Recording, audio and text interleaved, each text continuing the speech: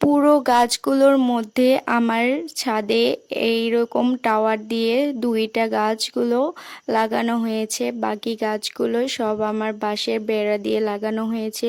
সে গাছগুলো একটু ছোট আছে, কিন্তু এইগুলো আমার পুরাতন গাছ, যেগুলো টাওয়ার দিয়ে লাগানো আছে, টাওয়ার দিয়ে বেড়া দিয়ে লাগানো আছে। এই গাছগুলোতে আমি এবছর মানে গত বছর আমি অনেক ফল পেয়েছি। এবারে ইনশাল্লাহ আশা করা যায় অনেক বেশি ফল পাবো, কারণ গাছগুলো বড় ডালপালা বের হয়েছে, গাছগুলো অধিক পরিমাণে পুষ্টিও দিয়ে দেওয়া হয়েছে।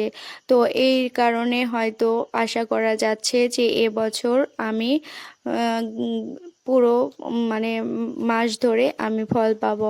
তো আমার যে গাছগুলো দেখছো, এটা কিন্তু এমনি এমনি এত সুন্দর হয়ে ওঠেনি, এগুলোর পিছনে অনেক সময় ব্যয় করতে হয়েছে।